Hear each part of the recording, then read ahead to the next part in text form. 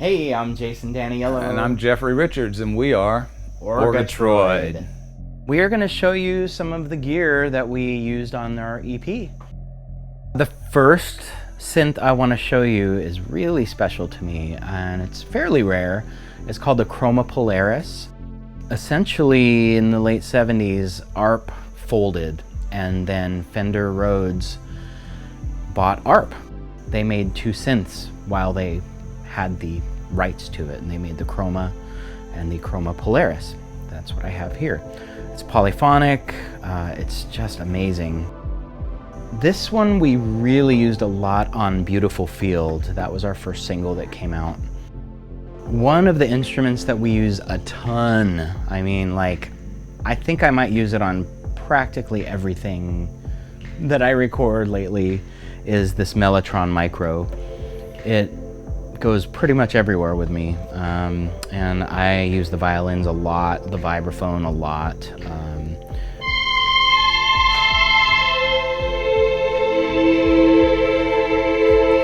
You can of course mix them together, two instruments.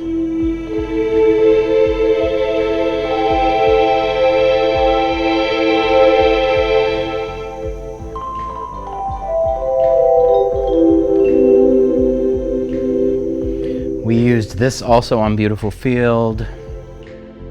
The signal path that I use for the Mellotron generally is this whole rig right here. So I go into this Moog MF chorus, and then I split stereo out from the output. You can do that with this little dude.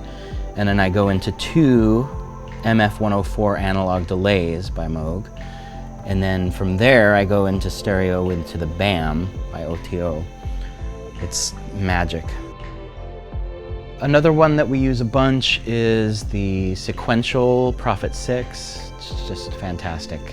A lot of, poly sounds that we use with that as well.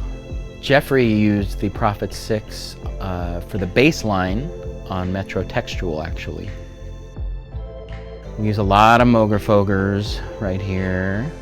Do a lot of routing from other instruments, and sometimes I just run like a low-pass filter in through all of them, and I will create noises and sounds that will go in the underlayers of the music. We use the Elektron analog rhythm for a lot of the drum sounds, some that we sample in, and some that we just create from the synthesis within. Use a Digitakt a lot for some of our newer stuff that hasn't come out yet. This is one of my favorite synths of all time. It's just amazing. Modern day classic synth, I would say. It's the Moog Matriarch. Jeffrey played a bass line with this on the Joe Goddard Mixhell Mutato Pintado remix. I played a long synth line on it throughout the whole song. The Matriarch is the bass line, and it's the lead line for the entire song. Just really versatile. This one is super precious to us. This one is the Opus 3 by Moog, designed by Herb Deutsch and signed by Herb Deutsch. It just gives us these strings that nothing else does. This one has something special to it for sure. This is a holy grail also. This is an older Model D. It was made in Buffalo, so I believe it was kind of like a later 70s edition, but man, it sounds so good. I use this for a lot of different things. Bass is one of the main things I use this for, though. It just has a rich sound. This is actually the newest addition to the synthesizer family. This is the Roland Juno 106. This one's been refurbished, inside, blue lights added, which is fun. Sounds mwah. One of our secret weapons, I don't really want to share this, no, I'll share it, is the Mother 32. I've used Mother 32 for bass lines on several of our songs, and I utilize the sequencer. It just has this amazingly rich, thick sound. I mean, it's one oscillator and it sounds like a modular. I mean, it's really big. This is the Moog Subharmonicon. This is the new version of it. There was an earlier iteration of it that was made in a workshop at a Moog Fest a few years back. And I borrowed one of those to create the kind of ping-pongy bit of metrotextual. This is part of my modular rig here, my Eurorack stuff. And I use the Plats a lot for a lot of percussive, kind of melodic and percussive kind of sounds, along with the Eloquencer. This is an 8-track sequencer. It's just awesome. And I have a lot of drum sounds in here, and I often use these full drum sounds as synth voices also. So that's really fun to do. And then there's my Afterneath. Oh, I just got that from Earthquaker Devices, and it sounds lovely. This is the sequencer that I actually used on metrotextual with the Plats. It is so cool, and David Scott Stone introduced this one to me. He said, dude, you have to have this.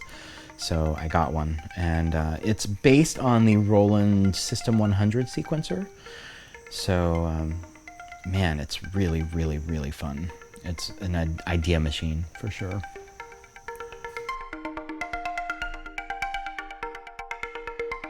Jason has showed you all these synthesizers that we've used on these singles and songs that we're working on in the past and currently in the future, but the rig that I actually play is not even in the room, and it consists of like an Alesis Micron and an Alesis Ion and a Moog Voyager, which I adore. I adore the Alesis as well, actually, but that takes me back to how we started doing this. Jason and I have been playing music since I think we met in 1995 in Albuquerque, and we come out of a long rock band tradition. I'd never played keyboards. One day, Jason starts accumulating all these synths, and I discovered I had a knack for it. We had a knack for it, and we worked really quickly and sculpturally together. But yeah, so we started in Albuquerque, came here, we played in a few little rock bands here where I was playing guitar in those bands. Jason was playing guitar, played bass some. And then we switched right over to keyboards, and I never in a million years thought I'd be in a band as a keyboard player. I didn't even have a cape good to go. But we've discovered that we have a knack for it, and I really love doing it, and there's hardly anybody I can play with as easily as Jason, because it just works so effortlessly and so quickly, which I'm very impatient a lot of the time, and I like it to go fast. I like to just, like an abstract painting, I just want it to happen right there in front of me as we go, and we were able to do that.